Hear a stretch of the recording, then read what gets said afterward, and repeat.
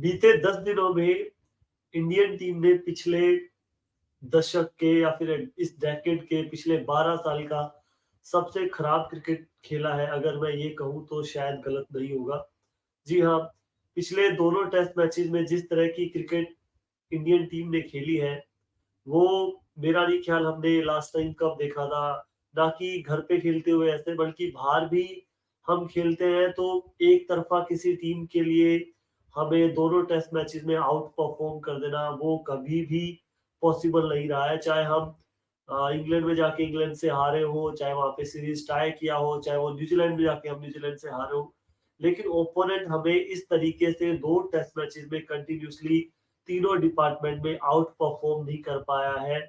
एक मतलब one sided ये हार रही है दोनों ही टीम इंडिया के लिए। ये ना ही घर पे हुआ है आज तक।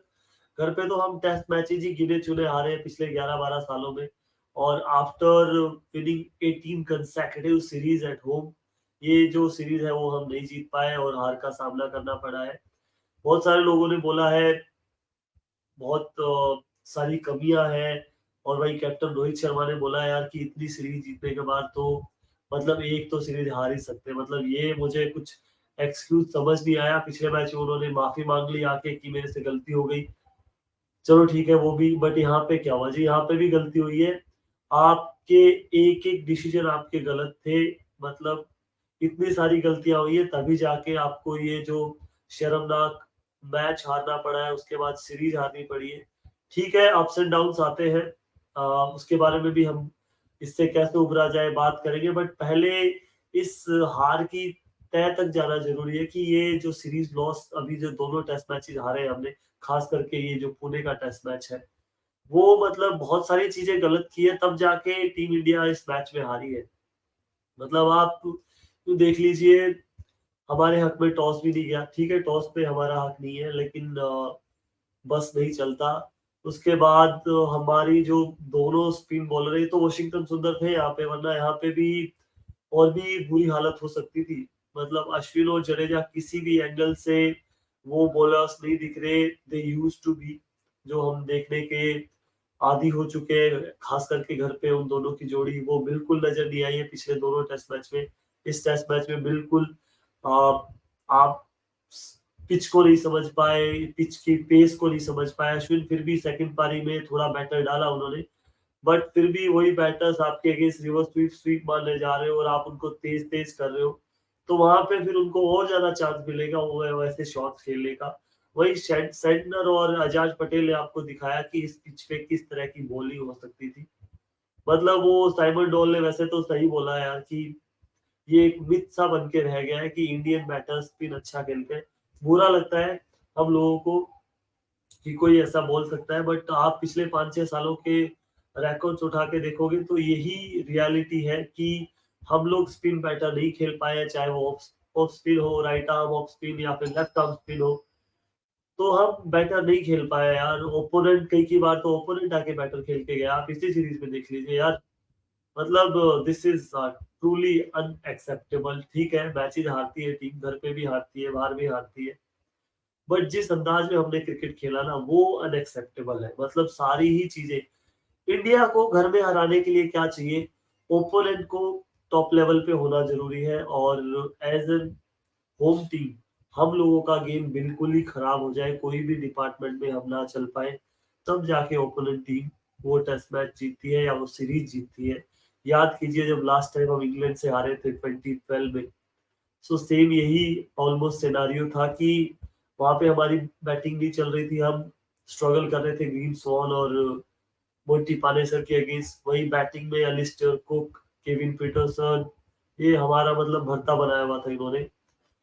यहाँ पे बैटिंग उस क्वालिटी की नहीं है, फिर भी हम स्ट्रगल कर रहे हैं। और न्यूजीलैंड के 2-3 बैटर्स को छोड़ के रन नहीं बनाए हैं किसी ने भी। कोई मिडिल ऑर्डर नहीं है उनके पास, कोई लोअर ऑर्डर नहीं है, फिर भी मतलब हम इतनी चीजें गलत कर रहे हैं। फील्डिंग हमसे नहीं हो रही है, बॉलिंग हमसे नहीं हो रही है, स्पिनर्स बिल्कुल भी नहीं चल पाए इस मैच में। अगर अश्विन और जडेजा थोड़ी सी भी लय में गेंदबाजी करते तो मुझ मेरा नहीं ख्याल था दोनों पारियों में न्यूजीलैंड यहाँ पे 150-170 क्रॉस कर सकता था। और उस हिसाब से हम ये मैच हारने वाले नहीं थे। तो चलिए जी, आ जाते हैं अभी बिल्कुल एक बार स्कोर कार्ड पे आ जाते हैं। मैं बता देता हूँ आपको कि ये इंडिया को 359 रन का टारगेट मिला था, बाकी तो आपको पता ही है। 359 का टारगेट मिला और वो इंडिया चेज नहीं कर पाया। स्कोर ज्यादा था, टारगेट ज्यादा था, अच्छे इंटेंशन के साथ उतरे थे, अच्छे इंटेंट के साथ उतरे थे। जिस तरह से यशस्वी जायसवाल ने स्टार्ट की, यार प्लेयर्स तो अच्छे हैं हमारे पास, लेकिन प्रॉब्लम यहाँ पे क्या आ गई है कि सारे ही प्लेयर्स एक साथ फेल कर गए। मतलब फेलियर एक साथ ही आ गया सबका, चाहे वो पहला टेस्ट मैच देख लीजिए आप या सेकंड टेस्ट मैच देख लीजिए। मतलब फेलियर आपका फर्स्ट इनिंग में तो स्पेशली एक साथ ही सब लोग, मतलब एक आधा प्लेयर भी यहाँ पे खड़ा हो जाता, 70-80-100 बना देता। जैसे इस पारी में भी किसी ने कुछ नहीं किया, लेकिन जायसवाल ने 77 कर दिया। सब ऑलमोस्ट 250 के पास पहुंच गए। यही हमें पहली इनिंग में करना था और वहां से हम न्यूजीलैंड को प्रेशर में लेके आ सकते थे, बट वो नहीं कर पाए भैया। सेंटनर ने शानदार गेंदबाजी की, उन्होंने बताया कि इस पिच पे किस तरह से गेंदबाजी होनी चाहिए थी। आप सेंटनर का नेचुरल बॉलिंग देखोगे, वो कभी 90-95 से स्लो नहीं डालते, 90-95 100 के अराउंड रहते हैं वो उनकी बॉलिंग। वो तेज तेज तेज तेज स्टंप्स में गेंदबाजी करते आते हैं। बस जिस हिसाब से, इसीलिए मैं न्यूजीलैंड को smartest team in the world बोलता हूँ कि वो बहुत जल्दी सिचुएशन को अडेप्ट करते हैं कंडीशंस के लिए। वो अपने आप को बहुत जल्दी कंडीशंस को भापते हैं, उस हिसाब से अपना गेम वो अडॉप्ट करते हैं। और उसी हिसाब से सेंटनर ने किया। मतलब शुरुआती 3-4 ओवर उन्होंने पहले दिन किए ना टेस्ट मैच के, वो किए। उसके अगले दिन आते ही उन्होंने right from the start, right from the first over, वो स्लो स्लो करते गए। 80, 85, 75, इवन 72, 73 की भी बहुत सारी बॉलें की है जहाँ पे विकेट्स मिली है उनको। आप ये देखिए, चाहे वो पहली पारी में विकेट्स हो या दूसरी पारी में, स्लोअर थ्रू द एयर गए हैं और गिरने के बाद ज्यादा असिस्टेंस मिला है स्पिनर्स को इस पिच से। बट वो इंडियन बॉलर्स नहीं समझ पाए। पहली पारी में सेम गलती की, चलो आपकी बॉलिंग पहले आई, बट दूसरी पारी में भी वो नहीं सीखे। अश्विन जरूर डाल रहे थे स्लो थोड़ा पहली इनिंग के अकॉर्डिंग, पहली इनिंग के कंपैरिजन में, बट जब भी वो स्वीप रिवर्स स्वीप लगाने बैटर जा रहे थे वहां पे तेज थे। मतलब वहां पे भी आप स्लो डालोगे तो बैट्समैन बैटर का बैलेंस लूज होने के चांसेस है, अर्ली शॉट में अर्ली जाने के चांसेस है, वहां गलती के चांसेस ज्यादा है, रादर देन कि आप उनको पेस दिए जाओ। सो वहां पे गलती हुई है। कैप्टनसी में बहुत ज्यादा बड़ी गलती मैं मानूंगा, पहले मैच में तो हुई, उन सबका तो हमें पता ही है। इस मैच से यार नया बैटर आ रहा है, मैंने नहीं देखा। इतनी सीरीज देख ली हमने, घर के बाहर भी घर के अंदर भी। ये आप बोल सकते हो कि यार ये जो हार का डर आ गया था, मुझे पहले सेशन में ये नजर आ गया था कि टीम इंडिया पे प्रेशर है सीरीज हारने का। और जब आप इस तरह की क्रिकेट खेलते हो ना, फिर आप जीत नहीं पाते हो। ये पाकिस्तान से हमने देखा 2-3 सालों में। अब जाके उन्होंने थोड़ी दिलेरी दिखाई तो वो 2 टेस्ट मैच जीत गए, दोनों वो सीरीज जीत गए यार इंग्लैंड के अगेंस्ट। एक टेस्ट मैच नहीं जीत रहे थे 3-4 साल से, उन्होंने थोड़ी सी दिलेरी दिखाई, वो वहां जीत गए। आप उनके उल्टा करने लग गए हो। मतलब नया बैट्समैन आ रहा है, कोई इंटेंशन नहीं है बड़ी हिट मारने की, किसी ने कूद के कोई शॉट नहीं मारा है, और आपने लॉन्ग ऑफ लॉन्ग ऑन ले लिया, मिड विकेट ले लिया, डीप पॉइंट ले लिया, स्क्वायर लेग पीछे ले लिया, फाइन लेग पीछे ले लिया, शॉर्ट थर्ड मैन ले लिया आपने कि रिवर्स स्वीप मार रहे हो। मतलब 5-5 फील्डर, 4-4 फील्डर नए बैटर के सामने आपने बाउंड्री पे लगा दिए। तो होता क्या था उसमें फिर, नया बैटर आता ही 1-2-3 बॉलों के अंदर अंदर उसको सिंगल मिल जाए, उसकी बॉडी काम करनी शुरू हो जाए, और वो जो नर्व्स थी वो काम डाउन होना स्टार्ट हो जाता है। फिर वो बैटर के हाथ पैर चलने लग जाते हैं अच्छी तरह से। हाथ पैर आपके चलने लग गए तो आप स्पिन बैटर खेलने लग जाओगे फिर। यही तो होता है। बट वहां पे ये ट्रिक मिस कर गए रोहित शर्मा डेफिनेटली, कि नए बैटर जब जब आए, आप देखोगे विकेट्स तो रेगुलर इंटरवल पे गिर रहे थे, बट इंडिया ने विकेट्स गुच्छे में गिराए हैं अपने विकेट जब गिरे। लेकिन न्यूजीलैंड के आप देखोगे पहली पारी में देख लो, पहला विकेट गिरा 26-27 पे, उसके बाद दूसरा गिरा 76 पे, तीसरा गिरा वही 138 पे, फोर्थ गिरा 197। मतलब इन बिटवीन पार्टनरशिप हो रही है और कोई अच्छी बैटिंग नहीं हो रही है, just because of the our captain. मतलब रोहित शर्मा ने जो सिंगल डबल लेने के लिए अलाउ कर दिया ना, हर ओवर में 2-3 रन जा रहे हैं। आप देखोगे दूसरी पारी में तो मेडन ओवर ही 40-45 ओवर के बाद जाके डाला है रविंद्र जडेजा ने।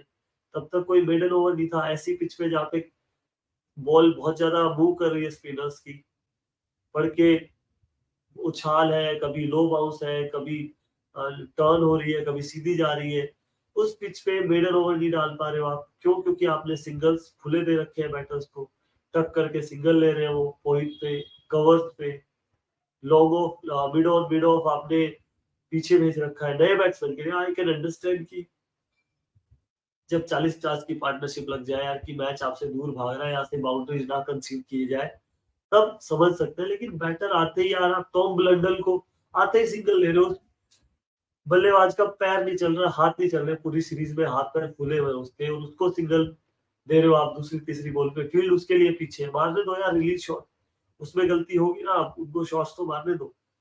ठीक है, आप आपकी सोच ये है कि जब बड़ा शॉट मारने जाए तो हम इसको फंसाएंगे, लेकिन उसके लिए आपको सिग्नल्स भी तो रोकने पड़ेंगे, तभी तो वो बड़े शॉट्स मारने जाएंगे। लेकिन वो आप कर नहीं पाए, मतलब जो प्लान ए होना चाहिए ना आपका, वो नहीं था, आप सीधा प्लान बी पे चले गए। सबसे बड़ी गलती ये हुई यहाँ से रोहित शर्मा से, और ये ब्लंडर था बिल्कुल कैप्टनसी का। मैंने किसी भी इंडियन कैप्टन से लगातार 2 मैचेस में, पिछले कितने ही सालों की मैं बात कर लूं, ऐसी गलतियां नहीं देखी जो ब्लंडर अभी रोहित शर्मा ने लास्ट 2 मैचेस में किए हैं।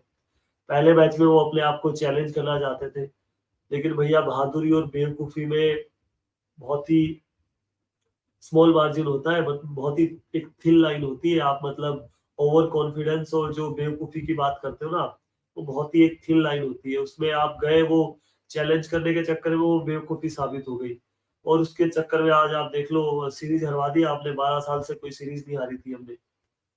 सो वो एक डिसीजन समझ लिया।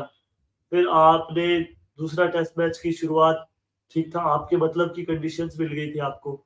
वहां पे आप न्यूजीलैंड को 150-160 में समेट सकते थे, अगर फील्डिंग आप ढंग से लगाते, बल्लेबाजों पे प्रॉपर प्रेशर बनता, प्रेशर क्रिएट होता। क्योंकि बॉल तो हरकत कर ही रही थी, स्पिनर्स पे आप थोड़ा सा ट्रस्ट दिखाते, उनको बोलते कि भैया स्लोअर थ्रू द एयर चलो, टर्न है अच्छा खासा। आपने वहां पे 200 रन बनवा दिए 3-4 विकेट पे, उसके बाद कुछ बने ही नहीं उनके रन, क्योंकि बैटिंग ही नहीं है। उसके बाद आपके ऊपर के कॉनवे हो जाए, टॉम लैथम और रचिन रविंद्र, ये 3 बैटर्स आउट कर रहे थे, उसके बाद तो कहानी खत्म थी इनकी। हर पारी में यही हुआ है। फिर सेकंड इनिंग में भी आके आपने सेम मिस्टेक की, कि एक 100 की रन की लीड है, यहाँ से ज्यादा नहीं, अरे ज्यादा तो आप फील्डिंग तो अच्छी लगाओ, बॉलर्स बॉलिंग तो अच्छी करे, वहां पे भी आप 150 पे ऑल आउट कर सकते थे। फिर से मैच ऑन हो जाता, 250 रन यहाँ पे बनने थे, मैं बोल के दे रहा हूँ आपको। एक अच्छी पार्टनरशिप जो हुई अराउंड 96 पे, एक विकेट था हमारा, वहीं पे 250-270 रन चाहिए होते, तो आपको क्या लगता है कि बनते नहीं हमसे? बिल्कुल बनते वो रन। न्यूजीलैंड के तो हाथ पैर 350 में ही फूल गए थे, जो वो पार्टनरशिप लगी गिल और जायसवाल वाली।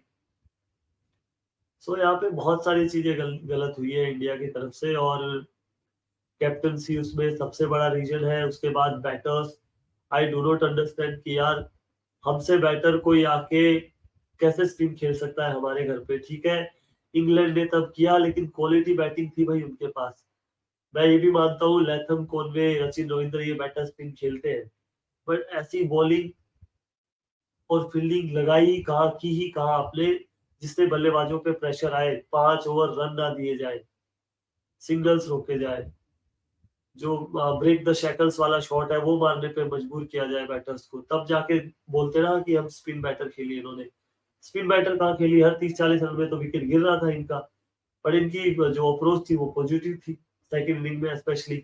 इनको पता था विकेट तो गिरनी है, रन बनाते हुए चले जाओ। इंडिया ने भी सेम इंटेंट रखा था सेकंड इनिंग में, जो कि सराहनीय है। जिस तरह से आप नेवर गिव अप वाला आपका एटीट्यूड है, वो मैं मानता हूँ, लेकिन जो गलतियां की है वो यार अनएक्सेप्टेबल है पूरी तरह से।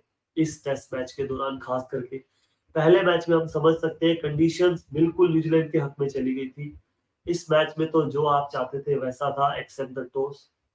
वहाँ ठीक है, वो टॉस का इतना भी फायदा नहीं उठा पाए कि उन्होंने 350-400 लगा दिए बोर्ड पे, वो भी 259 में निपट गए थे। वहां से आपके पास एक बेटर चांस था, 2 पार्टनरशिप लगाते आप पूरे अपनी पारी में, 300 325 भी कर देते। क्योंकि पिच इतना डिफिकल्ट कल भी नहीं था यार। आपने देखा एक बार बैटर थोड़ा सा टाइम स्पेंड कर ले, बॉल जरूर कर रही थी टर्न, लेकिन आप 40-50 रन ऐड कर सकते थे। ऐसा नहीं था कि आप 10 रन पे 3 विकेट या 20 रन पे 5 विकेट गंवाने वाला ये विकेट या बॉलिंग लाइनअप नहीं था। ये सेंटर वही सेंटर है जो पिछले टूर्स में भी आ चुके हैं, और यहाँ पे कुछ नहीं, उनको विकेट तक नहीं मिला, 200 200 250 रन देके गए हैं अपने स्पेल में। वही मिचेल सेंटर है ये। आप उनको थोड़ा सा भी तरीके से खेलते, बॉलिंग उन्होंने एक्सेप्शनल की है, नो डाउट अबाउट इट। अच्छी परफॉर्मेंस दी है उन्होंने, एक लाइन और लेंथ पे चले गए, लेकिन कल जो अटैक किया उन्होंने यशस्वी जायसवाल ने उनपे, तो वो भी कुछ खास लाइन और लेंथ पे फेंक नहीं पा रहे थे। एक छोटी गिर रही थी, एक ओवर पिच गिर रही थी उनकी भी। सो वो वहां पे जो टाइम उनको दिया ना सेटल होने का, गिल और जायसवाल ने परसों सुबह के सेशन में, वो वहां पे उनको थोड़ा सा चार्ज करना चाहिए था, जो 10-12 ओवर दे दिए उनको, क्योंकि वो बॉलिंग बॉलिंग से हटे ही नहीं है यार पूरे मैच में। मिचेल सेंटनर जब अटैक पे आए पहली पारी में, जब तक इंडिया ऑल आउट नहीं हुआ, वो अटैक से नहीं हटे।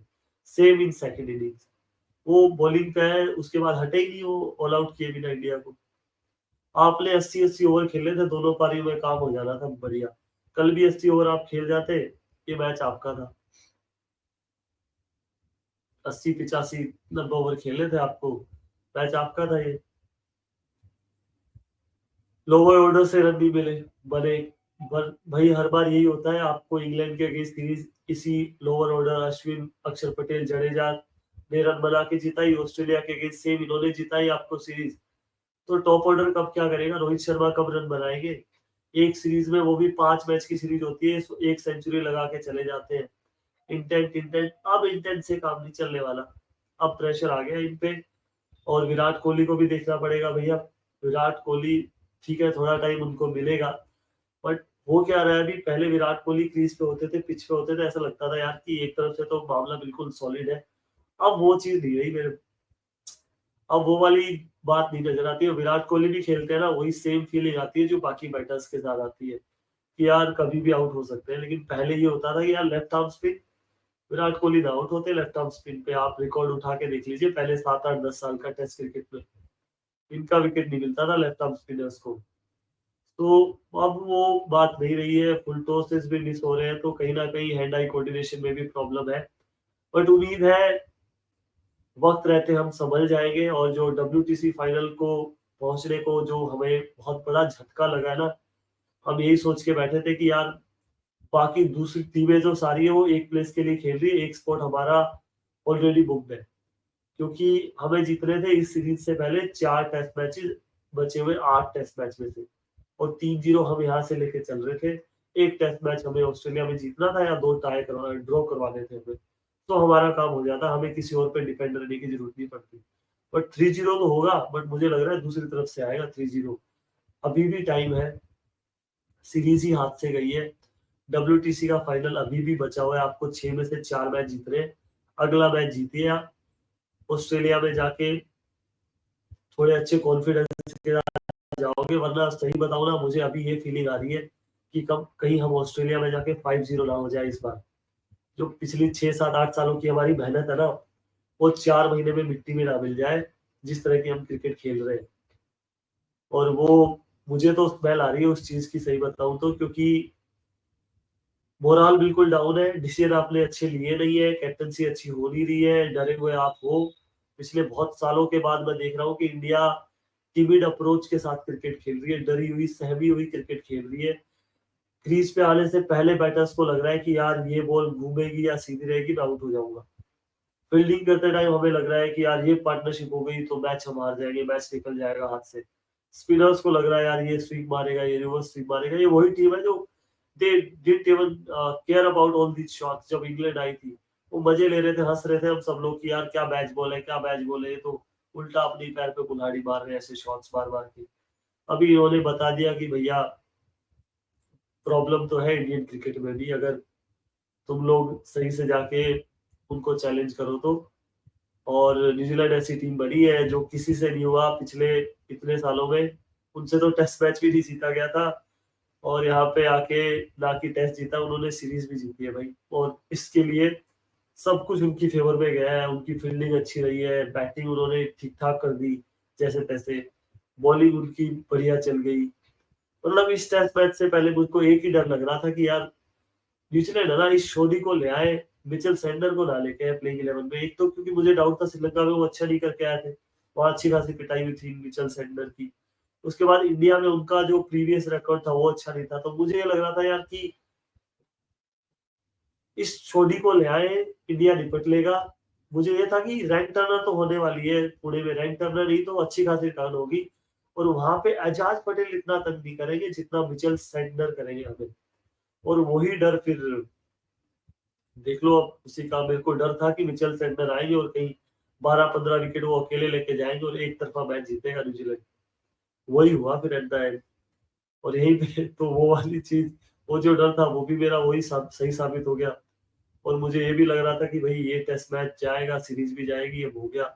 अब 3-0 का डर है मुझे एक तो, और अगर 3-0 हो गया ना तो 99% आप मान के चलिए ऑस्ट्रेलिया में 5-0 या 4-0 होगा। आप एक टेस्ट मैच या तो जीत जाएंगे एक आधा या फिर ड्रॉ करवा देंगे। बाकी 4-0, 4-1, 5-0 तक की उम्मीद लग रही है मुझे, अगर अगला टेस्ट मैच भी हम हार गए, क्योंकि उसके बाद मोरल इतना डाउन चला जाएगा, आपके जहन में डर इतना बैठ जाएगा। एक तो कोलैप्स होने वाला जो डर है ही हमारे अंदर, सीरीज में एक बार तो हम कोलैप्स होते ही होते हैं गंदी तरीके से, चाहे घर पे खेल रहे हो या बाहर खेल रहे हो, एक बार तो होना ही होना है। पर ऑस्ट्रेलिया में जाके वो आपको एक ऊपर नहीं उठने देंगे फिर। वो टीम अलग मेंटेलिटी की टीम है, हम भी कम नहीं है, बट यार फिर आपको वो बूस्ट अप तो चाहिए ना थोड़ा, एनर्जी लेवल उस तरह से चाहिए, माइंड आपका उस डायरेक्शन में होना चाहिए जहाँ पे आप परफॉर्म कर सको। वो चीज फिर पॉसिबल नहीं होगी इस यहाँ से उभरना अगर एक बार 3-0 हो गया तो। सो अभी उम्मीद यही है, रिक्वेस्ट है इन लोगों से जितने भी ये प्लेयर्स अगला मैच खेलने वाले हैं कि यार थोड़ा परफॉर्म करें। सीरीज आपसे हाथ से गई है और हम लोग भी ये टाइम बहुत जल्दी भुला देंगे, क्योंकि लाइफ है, ये up down, ups and downs आते हैं यहाँ पे। इतना सारा अच्छा क्रिकेट हमें देखने को मिला है, तो ये जो थोड़ा सा गंदा क्रिकेट हुआ है ये भी हमें सहन करना पड़ेगा, इसको भी हजम करना पड़ेगा हमें, क्योंकि यही प्लेयर्स हैं जो जिताते हुए आ रहे थे, हमें इनको बैक करना है। क्योंकि वो चीज नहीं होनी चाहिए हार में तो आप ठीक है यार, ये या ये भी प्लेयर ये है, ये ऐसा प्लेयर, हमारी टीम ऐसी है। अब हार गए तो 2 ही मैचेस में टीम सारी खराब हो गई, ऐसी चीज नहीं है। We need to back our players in the team. और पर उसके लिए फिर इनको अगले मैच में अच्छा करना पड़ेगा, क्योंकि ठीक है पहले में आपने गलती कर दी, दूसरे में गलती कर दी, अभी तक सीरीज गई है हाथ में। मैं फिर से बोल रहा हूँ, WTC फाइनल की उम्मीदें अब भी हमारे हाथ में है। हो सकता है हम दूसरों के परमुटेशन कॉम्बिनेशन लगा के फिर भी पहुंच जाए, बट सिचुएशन अभी भी हमारे हाथ में है, अपनी किस्मत हमारे हाथ में है। अगला मैच जीतो, उसके बाद ऑस्ट्रेलिया में आप 2 मैच जीत गए, एक मैच ड्रॉ करवा दिया तो भी आप अच्छी खासी पोजीशन पे होंगे। 99% चांस होगा कि you can qualify direct without even depending on other teams, तो तब भी हम क्वालिफाई कर सकते हैं। तो सीरीज गई है, अभी भी साख बचाने का मौका है, न्यूजीलैंड को दिखाने का चांस है। आप वन साइडेड पटकिए इनको अगले मैच में कि यहाँ का किंग कौन है, ये इनको पता लगना चाहिए। क्योंकि अब बहुत हो गया, आपने 2 हफ्ते जो क्रिकेट खेली है ना, वो जहन घर कर गई है लोगों के अंदर। क्योंकि बैट जब बैटिंग की बारी आती है हर बॉल ऐसा लगता है यार हम आउट हो गए, बॉलिंग की बारी आती है पिच के हिसाब से ऐसा लगता है विकेट मिलेगी हर बॉल पे हमें, बट विकेट मिल नहीं रही है क्योंकि हमारी फील्ड सेटिंग अच्छी नहीं है, बॉलिंग अच्छी नहीं हो रही है। हमारे जो एक्सपीरियंस बॉलर है वो उनको आउट परफॉर्म, अश्विन को आउट परफॉर्म करके वॉशिंगटन सुंदर, जबकि almost equal numbers of overs किए उन्होंने, सेकेंड इनिंग में तो ज्यादा ही ओवर किए हैं अश्विन ने उनसे। तो वो चीज इनको हमें देखनी पड़ेगी थोड़ी सी। और बैटिंग डेप्थ बहुत सारी है। ये पहले 2 मैचेस हैं जहाँ पे हमारे लोअर ऑर्डर ने परफॉर्म नहीं किया, और आप हाल देख लीजिए। मतलब ब्लेम ठीक है हम करेंगे जडेजा अश्विन को भी कि उन्होंने रन्स नहीं किए, बट क्या हर सीरीज में वही रन्स करेंगे तभी हम जीतेंगे, ये भी तो चीज सोचने वाली है। आप टॉप ऑर्डर का बैटिंग एवरेज देखिए स्पिन के अगेंस्ट, हम ऊपर से तीसरे चौथे नंबर पे हैं, होना चाहिए हमें टॉप पे। स्पिन खेलने में हम नंबर 1 है। बाकी हालांकि मैं मानता हूँ अभी भी हमारे बैटर्स सबसे बेटर स्पिन खेलते हैं, चाहे वो कोई भी स्पिन क्वालिटी हो, left arm, right arm, leg spin, left arm spin, कोई भी स्पिन हो, हम अभी भी बेटर खेलते हैं मेरा मानना है। लेकिन वो स्टैट्स तो सजेस्ट नहीं कर रही है चीज कि आप स्पिन बेटर खेलते हो, वो स्टैट्स दिखा रहे हैं कि आप स्ट्रगल उतना ही करते हो जितनी बाकी टीमें करती है। श्रीलंका हमसे बेटर स्पिन खेलती है। सो ये चीज थोड़ा सा देखने वाली है। अगले मैच में जो भी मिस्टेक्स है रेक्टिफाई कीजिए, सही करने का ट्राई कीजिए उनको। और दूसरी चीज ये अंपायर्स भैया, मतलब मुझे तो ऐसा लग रहा था कि ये अंपायर्स ऐसा ही चाहते हैं कि भैया इस सीरीज में बढ़िया चांस है, इनको पटक लो। मतलब यूं उंगली जा रही है, अपील करके बॉलर बॉल लगने के बाद पैड पे बॉलर ने अपील स्टार्ट भी नहीं की, उससे पहले उंगली खड़ी अंपायर की। मतलब in no time, fraction of a second भी नहीं ले रहे अंपायर्स। और आप देखिए सेम विराट कोहली का अंपायर स्कोर पे 50% का मार्जिन मिलता है। जब अंपायर स्कोर लगता है ना ऑफ स्टंप के बाहर वाले हिस्से पे या लेग स्टंप के या क्लिपिंग द बेल्स वाला, तो 50% से ज्यादा अगर लग जाता है या 50% लग जाता है, सो वो फिर विकेट हिटिंग माना जाता है। उससे कम लगता है तो अंपायर स्कोर माना जाता है फिर। तो आप देखिए कोहली वाली जो कल डिसमिसल है विराट वाली, उसमें बॉल लग रहा है ऑलमोस्ट 5-7%, अंपायर स्कोर है, आउट दिया है 5-7%। सेम इंस्टेंट आप आ जाइए परसों के दिन में, जब टॉम लैथम चौथे पांचवें ओवर में एलबीडब्ल्यू बिल्कुल फ्रंट प्लब लग रहा था, वो अंपायर ने आउट नहीं दिया। बॉल ऑलमोस्ट 45-47% बॉल लग रहा था स्टंप पे, बट क्योंकि अंपायर ने आउट नहीं दिया तो अंपायर स्कोर था। वहां से फिर टॉम लैथम कितने रन बना के गए हैं, लास्ट में जाके न्यूजीलैंड उन्हीं रन से जीता है, आप देख लीजिए। वहां पे अगर वो डिसीजन होता तो भी इंडिया के फेवर में आता। उससे पहले पहली पारी में आप देख लीजिए डेवन कॉनवे का, सचिन रविंद्र का, डेरिल मिचेल का डिसमिसल, फिर इंडिया के भी देख लीजिए आप डिसमिसल, कितनी तेज उंगली उठ रही है, आप ये देखिए। तो और उसके बाद हमने तो रिव्यू कर करके आउट किए न्यूजीलैंड के बैटर्स, तो आप रिव्यू का वो देखिए कि न्यूजीलैंड के रिव्यू लेने के बाद कितने डिसीजन ओवरटर्न हुए और हमने कितने डिसीजन ओवरटर्न करवाए। ज्यादा नहीं तो मुझे याद आ रहे हैं एटलीस्ट 6 से 7 डिसीजन है जो अभी 2 मैचेस में हमने ओवरटर्न करवाए हैं अंपायर से, बीआरएस लेके। वही न्यूजीलैंड का मुझे शायद तक याद आ रहा है एक ही डिसीजन है अभी, वो भी मैं कंफर्म नहीं हूँ। एक ही डिसीजन है जो अभी तक न्यूजीलैंड ओवरटर्न कर पाया अंपायर्स के डिसीजन को चैलेंज करके। तो आप अंपायरिंग का लेवल मतलब बिल्कुल ही टोटली इंडिया के अगेंस्ट गया है। कल का विराट का डिसमिसल ले लीजिए या पहले टेस्ट मैच में याद कीजिए, अश्विन ठीक ठाक बल्लेबाजी कर रहे थे और उस दिन के चौथे दिन का जो खेल था 3-4 ही ओवर बचे थे, वहां पे 7 ही विकेट गिरे थे इंडिया के। वहां पे वो अश्विन को आउट दिया गया है, वो अंपायर कॉल था, बॉल 5-7% लग रही थी बेल्स पे। वहां से वो बचते तो हो सकता है अगले दिन क्या पता वहां से 20-30 रन बनते, बारिश आती, वहां से वो मैच वो अंपायर। मैं ये नहीं बोल रहा अंपायरिंग खराब है, अंपायर स्कोर भी अगर विकेट पे जाके लग रहा है तो भी वो आउट ही है। बट मैं कंपैरिजन कर रहा हूँ, आपने न्यूजीलैंड के अंपायर स्कोर को आउट नहीं दिया है, नॉट आउट है। और इंडिया जब बैटिंग कर रही है उनको आउट दिया गया है। वही न्यूजीलैंड के आप देख लीजिए पहली पारी में डेरिल मिचेल हमने रिव्यू लेके ओवरटर्न किया, फिर उससे पहले यंग को हमने ओवरटर्न किया रिव्यू लेके। कल के मैच में देखिए आप सेम, यहाँ पे भी डिसीजन ओवरटर्न हुए हैं, एक दो तो हमने लिए नहीं रिव्यू, वो भी आउट थे वरना। तो ये चीजें आप देख सकते हो कि जडेजा ने पहली पारी में रिव्यू लेके ओवरटर्न किया था।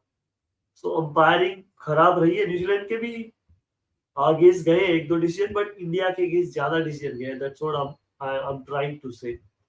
हालांकि अंपायर्स को ब्लेम नहीं कर सकते, ओनली अंपायर्स फैक्टर नहीं है इस मैच में। हमने ही इतना बुरा क्रिकेट खेला है कि अंपायर्स भी शायद वो डिसीजन हमारे हक में देते तो भी शायद ये सीरीज हम बचा नहीं पाते। उस घटिया लेवल का क्रिकेट हमने खेला है। सो आने वाले मैचेस में हमें जल्दी से हेडअप करना पड़ेगा और परफॉर्मेंस को रेज करना पड़ेगा, और आने वाले मैच में हम जीतो और एक तरफा जीतो अगले टेस्ट मैच को, या जीतो किसी भी तरह से। आप इस सीरीज में ठीक है हार गए, एक जो टेस्ट मैच है वो बहुत इंपॉर्टेंट है हमारे लिए जो वानखेड़े में होने वाला है। अब वो टेस्ट मैच आप जीतते हो, बेटर बेटर कॉन्फिडेंस से जाओगे आप ऑस्ट्रेलिया। ऑस्ट्रेलिया की ही बातें होगी अगर आप जाओगे वहां पे, वरना आप ऑस्ट्रेलिया जाओगे बातें हो रही, क्योंकि टाइम नहीं है। आप देखोगे ऑलमोस्ट इस सीरीज के बाद आपके पास 15 दिन का टाइम होगा, इन बिटवीन जो गैप होगा। आप खेल ऑस्ट्रेलिया में रहे होगे लेकिन बातें सब आपकी घर की कर रहे हो कि ये वो टीम है जो घर पे ही 3-0 हार के आई है, तो यहाँ ऑस्ट्रेलिया के सामने कैसे टिक पाएगी।